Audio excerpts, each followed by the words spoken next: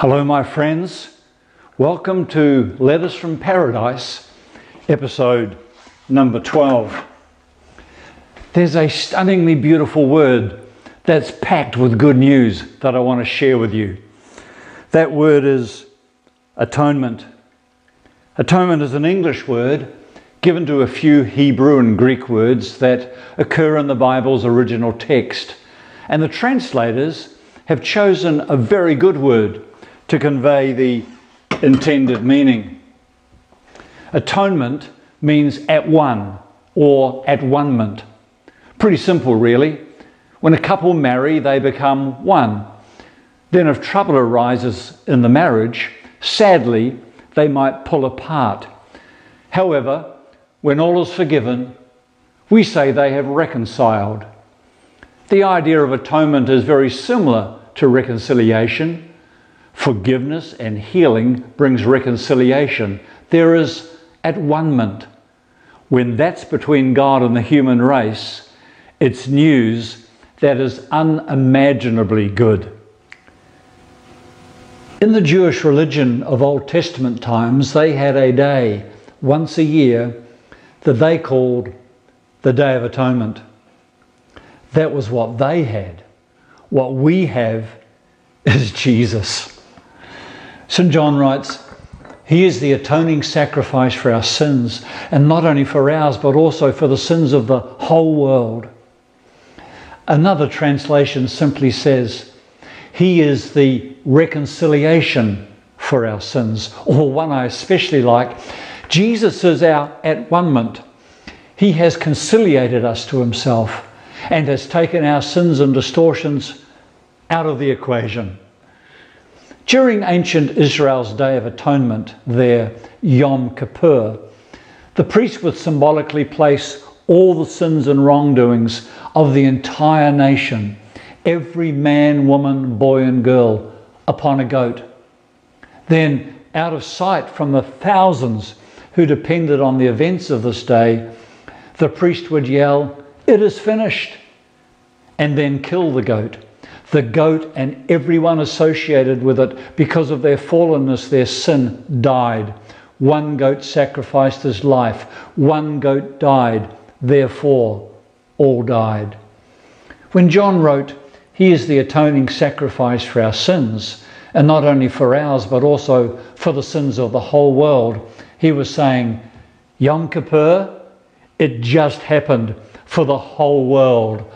All of Adam's race has been included. But there was a second goat on this Day of Atonement, a goat called Azazel. The same thing happened. The whole nation's sins and regrets were symbolically placed upon this goat, this Azazel.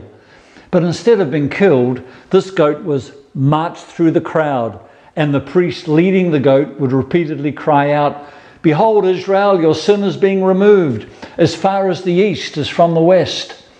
And the goat, the Azazel bearing all the sins of the nation, was taken away into the desert so far that there was no possibility of his return.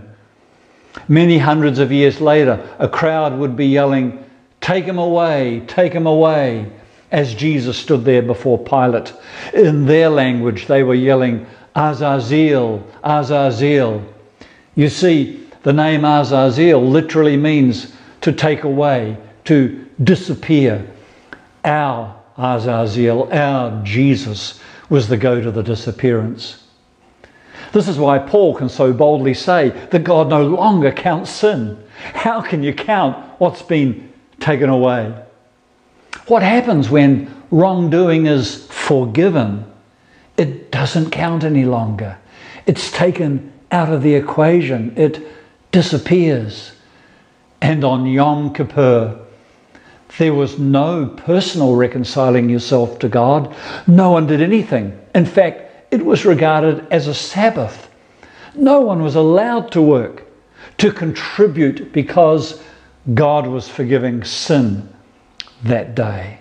Oh, how God must have loved Israel. But that was just a cameo of how he loves the whole world, you and me. On my journey, It was utterly astounding, even outrageous, to realize there was nothing for me to do to be accepted by God. I had believed there was at least a prayer to pray, a confession to make, a tear to cry, something bent to straighten, but no, nothing. And then to realize that I hadn't even been born when this Lamb took away the sin of the world.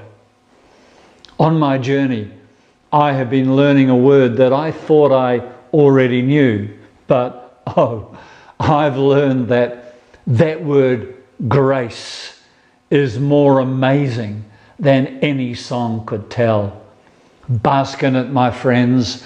Marinate in this indiscriminate do-nothing acceptance. And may the grace, love and fellowship of God be your experience every day. Shalom.